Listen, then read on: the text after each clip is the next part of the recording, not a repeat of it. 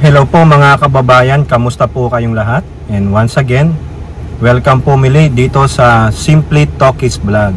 Tayo po ay magbibigay ng maiksing komento, opinion at reaksyon sa mga mainit na usaping politika sa ating bansa. Shout out po lahat sa inyo, and may God bless us all. May God bless our country, the Philippines, and may God bless and protect the Marcos administration from all the forces of evil and the evil doers. So pag-usapan natin mga kababayan, ito pong mga nasa kabilang kulay ng politika.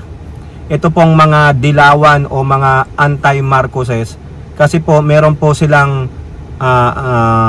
mga statement regarding dyan sa investigasyong ginagawa ni Senatora Imee Manotoc tungkol dyan po sa kanyang tatay Digong.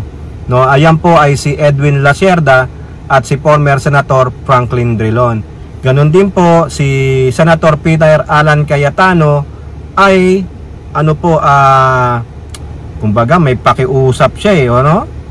May pakiusap o pinapayuhan niya yung dalawang nag-aaway na senator na ano po ang pinapayo ni Alan Cayetano. So doon po iikot ang ating pagkokomento, reaction at opinion. So unahin natin mga kababayan itong mga dilawan stalwart, no? Sila po si Edwin Lacierda at si Franklin Drilon. Unahin natin yung sinabi ni Edwin Lacierda. Lacierda doesn't see proposed law coming out from Imee Marcos probe on Duterte arrest. Sabi niya, wala akong nakikitang mailalabas na legislation dyan, no? Paano niya gagawa ng legislation yan? Baka i-amend yung Republic Act 9851 na kung saan nandun yung batas sa genocide at crimes against humanities, no? Ito po, former presidential spokesperson Edwin Lacierda does not see any proposed measure coming out from the investigation initiated by Senator Imee Manotoc on the highly debated arrest of former President Digong. Kasi in-interview sila dun sa bilyonaryo. Ito po sabi niya, I really do not know what's the purpose of that in aid of legislation when it came to the questions about questions asked, because it was all trying to reconstruct the event. Parang pinapakwento mula simula hanggang sa dulo, ha? So look at it.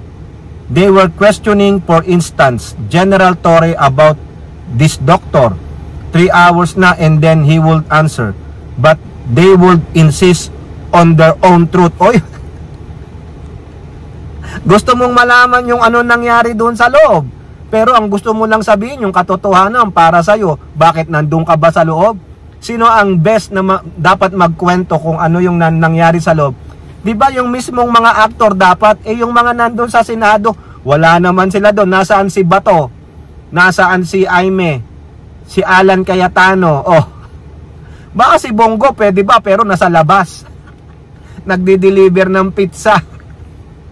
Ha? Lacierda asserted that the audience there is really more for the Duterte. For the life of me, I don't see the purpose of that. Ayan po yung opinion ni Lacierda. Wala daw pong magagawa na legislation dyan. Kumbaga, hindi po in aid of legislation. In aid of Digong's revenge. Ipinaglalaban nila si Digong kasi yung matanda, ayun, nakahiga na doon sa dahig. Kaya sabi ni Lacierda, anong in aid of legislation? Ganti-ganti lang yan mga kababayan. I agree naman dito kay Lacierda mga kababayan, ha? Lacierda also noted the Senator Alan Peter. Ito yung si Alan Peter Cayetano, yung tungkol sa doktor at yung pagbisita ng immediate family. Ang sabi ng ni Lacierda, there is a standing law already. Kumbaga, sabi lang ni Cayetano, binayolate mo yung karapatan ni Digong Dapat may immediate family na makakabisita sa kanya, may immediate doctor na makakita sa kanya. Bahala sila. Wala na yung tao Ano pa? Di sana ipinakulong nyo na lang si General Torre. Ginagamitan nyo pa na kung ano-ano Di ba? Itong mga senador ni Digong, Naghahanap lang kayo ng butas para makaganti kayo. Oo, ganun po yan, yung para kayo yung mga sundalo. Nahuli yung inyong leader, si lieutenant. O ang gagawin ng mga sarhento niya, saka yung mga pribate niya, gagawa sila ng plano para makuha yung lieutenant at makaganti dun sa kalaban. Ganun po yan eh. yung kanilang superior nadukot eh. Ngayon, ano nangyari? Ayun, sarap tulog niya dun, no? Naka-aircon pa siya, hindi tulad yan sa ordinaryong kulungan sa Pilipinas. Para kayong sardinas, tapos electric pan. Amoy mga potok-potok na kayo dyan. Amoy mga brown starfish na kayo. Oh, sarap buhay ni Digong dun sa daig, oh, naka-aircon, no? Diba?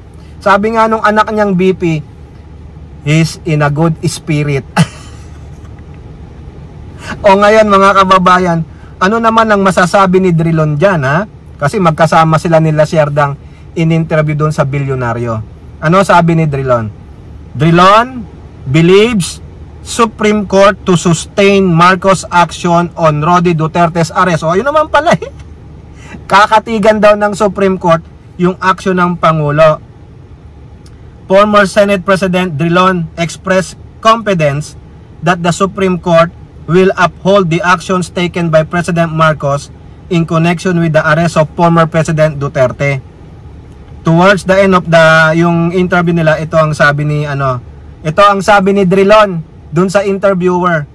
Wanna bet? Nakikipagpustahan si Drilon. The Supreme Court will sustain the President. Drilon, Webb, and another guest, former President spokesperson La Sierda, then shared a lap.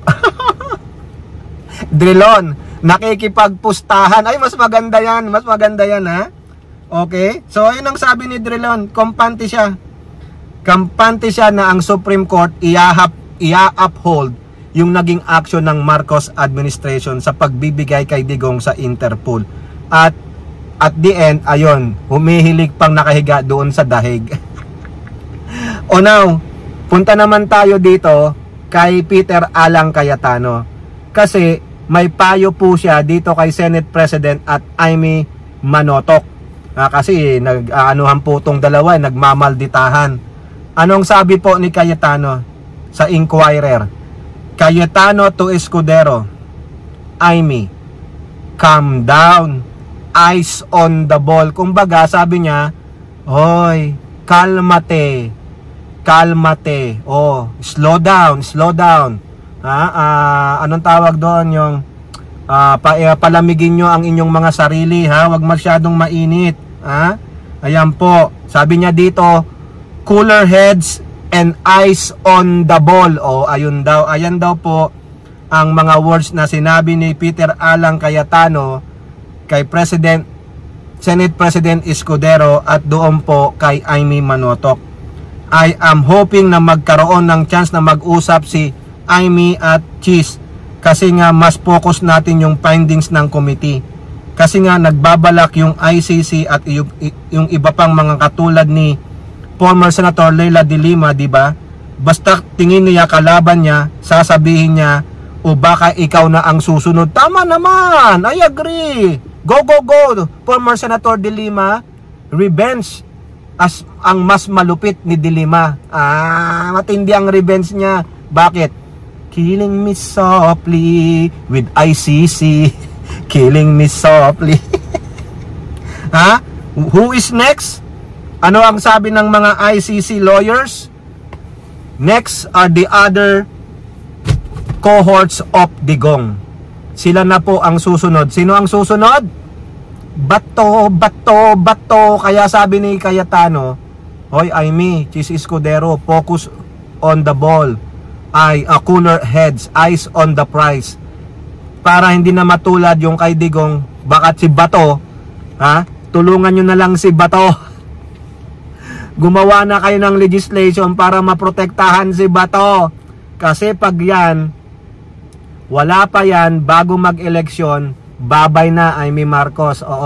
Wala ng legislation. Kaya si Bato, baka matulad kay Tibis. Baka pupunta na rin siya ng Timor-Leste. Di po ba? Kaya si Cayetano, sabi niya, cooler heads, eyes on the ball, wag niyong pahintulutan si De Lima na mag-wreak havoc sa Duterte camp. Ay, takot na takot pala kayo kay De Lima. Ang ganti ng api. Oh, ayan. Oh, kayo po, ano pang yung masasabi? Comment down below and don't forget to like and share. Hope to see you on the next videos. Bye-bye. God bless.